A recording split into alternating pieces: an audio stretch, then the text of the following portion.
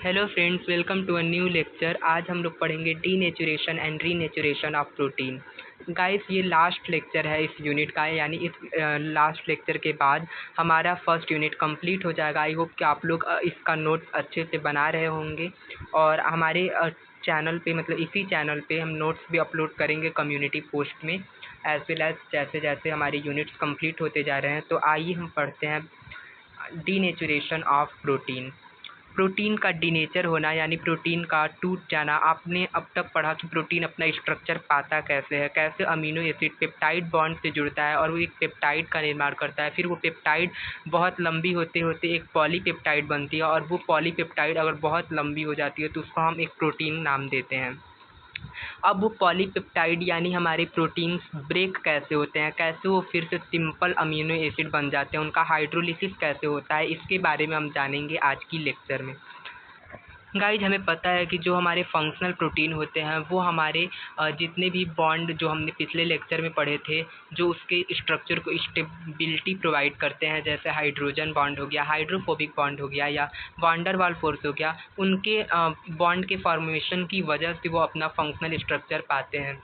अगर वो सोचिए कि हमारे जितने भी बॉन्ड है अगर डिस्टर्ब हो जाए किसी रीजन से, वो अपना बॉन्ड वापस खींच ले, अपने इलेक्ट्रॉन्स वापस ले ले और वहाँ पे बॉन्ड ब्रेक हो जाए, तो उसकी वजह से हमारा प्रोटीन डिस्टर्ब हो जाएगा और वो अपने नेटिव स्ट्रक्चर में टूटने लगेगा, यानी वापस से वो अमीनो एसिड के फॉर्म में आ जाएगा।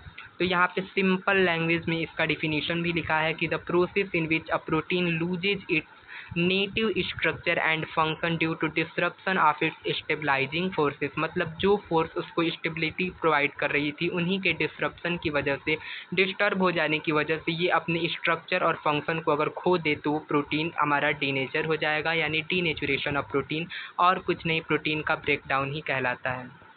दूसरी ओर देखें जो रीनेचुरेशन ऑफ प्रोटीन क्या होता है, तो जैसे हमारा प्रोटीन डीनेचर हुआ वैसे ही वो अगर हमारे प्रोटीन के पास वापस उसको उसका फेवरेबल कंडीशन यानी उसके फोर्सेस मिल जाए तो वो वापस से अपना रीफॉर्म कर लेगा स्ट्रक्चर। तो the process by which a denatured protein regain it's native structure and function. तो जिस माध्यम से वो हमारा प्रोटीन फिर से अपना स्ट्रक्चर वापस पा लेता है, उसी को कहा जाता है रीनेचुरेशन ऑफ प्रोटीन।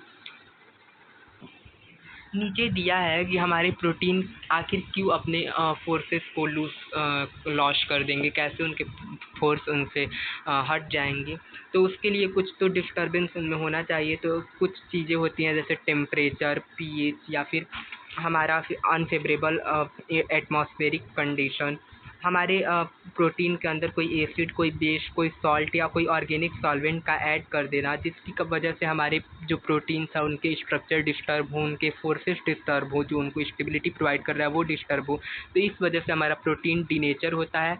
और जैसे ही हम उसको हटाते हैं, डीनेचरिंग एजेंट यानी जो भी हमने उसमें ऐड किया है, acid, base, salt, organic solvent, जो भी कुछ भी, उसको अनफेवरेबल कंडीशन हटाएंगे जैसे ही, तो फिर से रीनेचर हो जाएंगे, फिर से अपना स्ट्रक्चर वापस पा लेंगे। तो ये हमारा लास्ट लेक्चर था। आई होप कि आप लोग को थोड़ा बहुत भी समझ में आया होगा। मैं अपना बेस्ट देने की कोशिश कर रहा हूँ। आई होप आने वाले लेक्चर्स में मैं बहुत अच्छे से इसे एक्सप्लेन कर पाऊँ। तो आज हमारा फर्स्ट यूनिट कंप्लीट होता है। Thank you. आप लोग नोट्स बना लीजिएगा। Stay healthy and stay tuned for next lecture.